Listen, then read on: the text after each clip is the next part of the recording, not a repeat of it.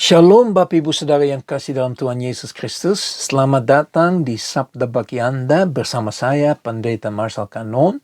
Dan kemarin kita mulai bicara tentang lidah dusta, ya, alias bohong, alias berdusta di hadapan Tuhan. Dan kita mengakhiri pelajaran kemarin tentang Ananias dan Safira. Anda ingat apa yang terjadi? Mereka membawa persembahan yang mereka dapat dari menjual tanah. Ya, dan seolah-olah mereka memberikan semuanya. Karena semua yang lain orang kasih yang semua. Supaya uang itu dibagi bagi orang yang membutuhkan sesuatu. Makanya kita lihat. Gereja zaman itu. Ya, benar-benar tidak ada kekurangannya. Semua dicukupi. Ya, karena mereka saling memperduli satu sama yang lain. Yang kaya memperdulikan orang miskin. Nah, kita lihat di situ bahwa Ananias dan Safira membawa, tapi ternyata mereka berdusta. Mereka menyimpan sebagiannya. Padahal sebetulnya dari awal mulanya itu haknya mereka. Mereka memiliki. Tetapi mereka berdusta di hadapan Bapa di surga. Ya, hati-hati. Kita harus hati-hati. Ya, seringkali saya dengar orang-orang punya nasar, punya janji kepada Tuhan, tetapi tidak dikenapi. Cepat atau lambat Tuhan akan minta itu nasarnya. Ya, kita seringkali berjanji sesuatu, tapi kita tidak menggenapi janjinya. Ya, jadi kita bohong, kita berdusta. Nah, Bapak Ibu Saudara yang kekasih dalam Tuhan Yesus Kristus, kita terus bincang tentang lidah dusta. Kita sadar sebagaimana setan adalah bapa dari segala dusta, dari segala bohong, dari segala ketidakbenaran. Demikian pula Allah adalah bapa dari segala kebenaran. Tuhan tidak bisa berbohong, Bapak Ibu Saudara yang kasih dalam Tuhan Yesus Kristus. Itu terang ditulis dalam firman Tuhan. Dalam Titus 1 ayat kedua dikatakan begini. Dan berdasarkan pengharapan akan hidup yang kekal, yang sebelum permulaan zaman sudah dijanjikan oleh Allah yang tidak berdusta. Janjinya Tuhan itu ya dan amin. Janjinya Allah tidak pernah berubah.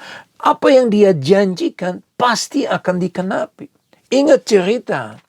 Ya, di dalam Kejadian kita menemukan di mana Abram tidur dan malamnya Tuhan sedang bicara kepada Abram dan dia jelaskan kepada Abram bahwa bangsa Israel akan masuk ke dalam satu tanah yang bukan milik mereka. Mereka akan tinggal di sana selama 400 tahun mereka menjadi budak, ya, tapi sesudah 400 tahun mereka akan keluar dan membawa hasil yang luar biasa. Apa yang terjadi pada zaman Yusuf? Apa yang terjadi Yusuf ke Mesir, ya, Yakub pindah ke Mesir, bangsa Israel pindah ke Mesir, mereka tinggal di Mesir selama 400 tahun, kemudian 400 tahun kemudian apa yang terjadi? Musa memimpin mereka keluar dari Mesir dan mereka bawa harta, mereka membawa berkat dalam kata titip. Ya, perhatikan dengan baik-baik. Ya, bahwa dalam cerita ini kita lihat bagaimana janjinya Tuhan pasti akan dikenapi. Ada 20% daripada nubuatan-nubuatan yang ditulis dalam firman Tuhan sampai hari ini belum dikenapi. Dan pasti akan dikenapi. Apalagi wahyu. Bapak Ibu Saudara yang kekasih dalam Tuhan Yesus Kristus, firman Tuhan berkata bahwa mempelai wanita mempersiapkan diri untuk mempelai pria. Dalam pernikahan orang Yahudi, kita akan pelajari bahwa sesudah orang bertunangan, mempelai pria pulang ke rumah, menyiapkan kamar, untuk satu ketika menjemput mempelai wanita dan biasa itu datang pada malamnya dan dia akan membawa istrinya, calon istrinya ke rumahnya. Ya. Itu bicara tentang akhir zaman di mana Yesus sedang mempersiapkan diri. Yesus telah mempersiapkan New Jerusalem, Jerusalem baru. Ya, rumah yang baru untuk Anda dan saya. Dan Yesus akan datang pada waktu di dalam firman Tuhan berkata seperti pencuri. Karena ternyata di dalam pernikahan Yahudi, ya, orang suami akan jemput istrinya pada malam harinya. Lihat cerita tentang perawan. Ya, 10 perawan, bagaimana pada malam harinya Ya, rombongan datang. Begitu juga kita tidak tahu, tetapi ada satu hal yang kita dapat tahu, bahwa kita sudah mendekati. Nah, kita teruskan ya. Jangan melihat bahwa hanya Yesus atau hanya Allah tidak bisa berdusta. Ya. Kita sebagai anak Allah, sebagai anak terang, ya, kita sudah menerima Yesus di dalam hidup kita. Ya, sesuai dengan 1 Korintus 3:16 dan 6:19-20. Bahwa tubuh ini adalah bait Allah dan Roh Kudus tinggal di dalam diri kita. Jadi kita harus tahu, kita juga tidak bisa, ya,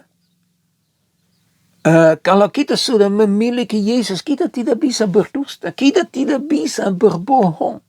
Kolose 3:9 berkata begini, jangan laki kamu saling mendustai, karena kamu telah menanggalkan manusia lama serta kelakuannya.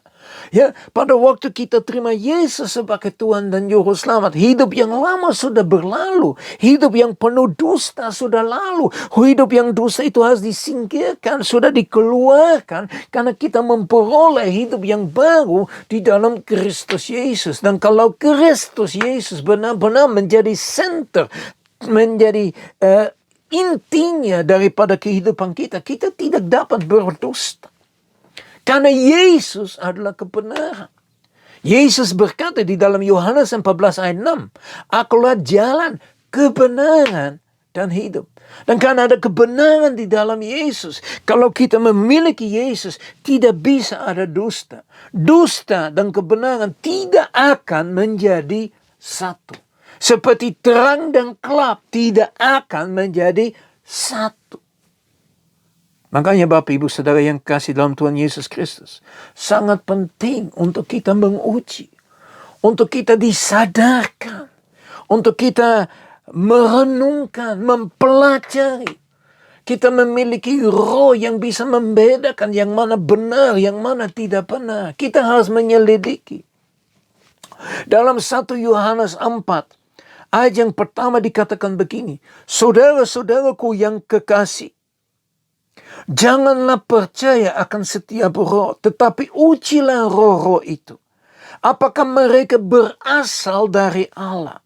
Sebab banyak nabi-nabi palsu yang telah muncul dan pergi ke seluruh dunia. Bukan hanya nabi. Ya. Bukan hanya nabi palsu, guru palsu, gembala palsu. Ada banyak kepalsuan di sekeliling kita. Ya, ada banyak penipuan di sekeliling kita. Ada pendusta. Ya, banyak pendusta. Dan ingat, pendusta itu adalah anak daripada setan. Makanya kalau Anda benar menjadi anak yang terang, saya mohon, selidiki semua. Jangan cuma terima-terima saja. Ya, selidiki apa yang Anda benar-benar dengar. Apa yang disampaikan itu benar, apa itu bohong. Ingat, Bapak Ibu Saudara yang kekasih dalam Tuhan Yesus Kristus. Bohong putih. Namanya apa? Bohong. Mau bohong putih, kuning, yellow, merah, coklat, hitam, apa saja bohong tetap bohong. Dusta tetap dusta. Oh, Anda tahu, ya saya sedikit memperpanjangkan kebenaran. Dusta. Dusta adalah dusta. Bohong adalah bohong. Ya, kita harus tahu ada satu peringatan yang Yesus Kristus berikan kepada kita di dalam Matius pasal yang ke-24 ayat yang keempat. Jawab Yesus kepada mereka, waspadalah supaya jangan ada orang yang menyesatkan kamu. Bagaimana orang-orang menyesatkan kita? Melalui dusta. Saya ingin berdoa supaya Tuhan benar-benar memberikan kepada Anda roh yang dapat membedakan yang mana benar dan yang mana bohong. Ya, jangan ikut pendustanya. Kita hidup di dalam akhir zaman. Kita harus sadar, ya, bahwa antikris akan muncul. Saat ini belum ada, tapi sebentar lagi muncul. Tetapi roh daripada antikris sudah ada di bumi ini, yaitu pendusta. Ingat, ya, dalam Wahyu jelas dikatakan pendusta akan tiba. Ya, kelihatannya hebat, kelihatannya dahsyat, tetapi dia datang dan dia bisa melakukan hal yang dahsyat, ya, mujizat-mujizat. Karena apa? Karena dia diberikan kuasa dari iblis. Ya. Dari setan untuk mendustai semua manusia. Hari-hari ini pesan yang saya sampaikan, Anda lupa semuanya. Ingat, bapaknya dusta adalah iblis. Siapakah bapak Anda?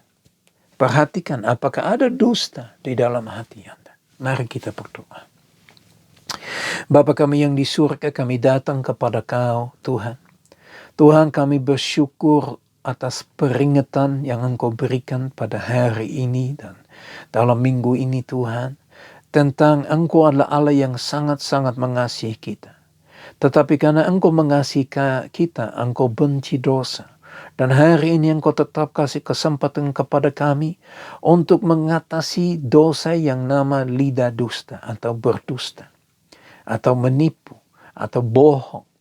Tuhan, hamba berdoa, selidiki hati kami. Apakah ada dusta, bohong di dalam hati kami, Tuhan? Tuhan, kalau ada di antara kami yang suka berbohong, suka berdusta, ya suka menipu, Tuhan, hamba berdoa, hari ini mereka bertobat. Mereka ambil keputusan untuk berbalik dari jalan jahat, untuk masuk di dalam rencana dan kehendak-Mu, untuk memperhatikan Engkau, Tuhan, untuk minta ampun, Tuhan. Tuhan, firman-Mu berkata, kalau kita mengaku dosa, Engkau akan mengampuni kami. Tetapi kita harus mengaku lebih dahulu. Tuhan, hamba berdoa supaya tidak ada satupun yang mengkeraskan hati pada hari ini. Tetapi supaya firman benar-benar menjadi palu, menghancurkan hati yang keras, melebutkan hati yang keras. Supaya kita dapat benar-benar menyelidiki hati kami. Tuhan, lebih daripada itu, berikan kepada kami roh yang bisa membedakan yang benar dan yang palsu, yang kebenaran dan kepalsuan. Itulah kami berdoa. Terima kasih Bapa, dalam nama Yesus kami berdoa, haleluya, amin. Sekali lagi shalom Bapak Ibu Saudara yang kasih dalam Tuhan Yesus Kristus. Besok udah hari Sabtu ya. Ya, saya berdoa supaya engkau dapat menguatkan dirinya selama Sabtu dan Minggu. Supaya engkau benar-benar dipersiapkan lagi untuk Senin, Selasa, Rabu, dan seterus-menerusnya. Kita butuh waktu untuk kita renungkan, untuk menyelidiki hati kita. Supaya kalau hati yang benar, berkat Tuhan akan turun atas kita. Ya, akan melimpah-limpah. Perhatikan ya, di dalam Ulangan 28, perbedaan antara kutuk dan berkat, melakukan kehendak Bapa. Ya, saya berdoa supaya berkat dari Allah Bapa kami yang di surga, kasih yang sempurna di dalam Yesus Kristus, persekutuan yang manis dengan Roh Kudus, menyertai kita semua, mulai saat ini, sampai Maranatha Tuhan Yesus datang kembali, bahkan sampai selama-lamanya. Kiranya Tuhan menyertai kau. Ya, shalom, sampai ketemu besok, dan Tuhan Yesus memberkati. Haleluya.